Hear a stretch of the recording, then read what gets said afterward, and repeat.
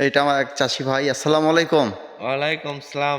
এত সকালবেলা আপনি ভেঙে আছেন, সকাল ৮টা বাজে। হ্যাঁ। এই যে এত পরিমাণ বৃষ্টির মতন কুয়াশা পড়তিছে, হ্যাঁ? হুম। তো এতে কি আলুর ফলনের কোনো কি খারাপ কিছু হবে? আলুর ফলনের খারাপ কিছু হবে না, কিন্তু গাছের খারাপ কিছু হবে।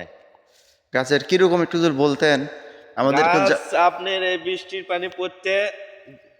পানির মতন কুয়াশা পড়ছে, এতে গাছের প্রসারী মরক দেখা দিবে। এই যে এখানে একটু বসেন, একটু আমাদেরকে হ্যাঁ। একটু দেখে যান, ঠিক আছে? হ্যাঁ। এই যে দেখেন, এই যে এই গাছগুলোতে আপনার মনে করেন যে ফোটা ফোটা যে দেখা যাচ্ছে, আর সমস্যা হবে কি?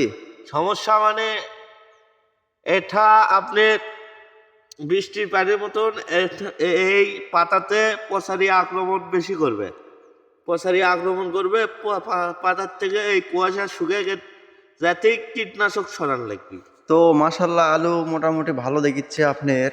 তো ঘটনা হচ্ছে কি, কত টাকা খরচ হচ্ছে আপনার এই 1.5 বিঘা মাটির?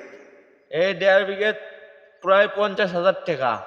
কিন্তু 50,000 টাকা খরচ করছেন, হ্যাঁ, ফলন কিরকম আশা করতেছেন? দাম কিরকম? বা দাম তো আমরা তো ফলনে আশা করতেছি তো 1.5 বিঘা মানে 150 মন এক্সেস থাকা লাগে। তো তা এখন ফলন তো ঠিকই আছে, কিন্তু দাম তো নাই, আমরা এই লসের ভাগ হতেছি। কেমনি লস? আপনার তো আলুর দাম তো মোটামুটি ভালো আছে, 300 টাকা মন আছে, আপনার ফলনের টাকা উঠবে না? আর 300 টাকা দিয়ে উঠবি না তো, 50,000 টাকা একটা 2টা টাকা। তো যাই হোক, আমার এক চাষি ভাই থেকে শুনলাম মোটামুটি আলুর কন্ডিশন ভালো আছে, কিন্তু সে বলতেছে যে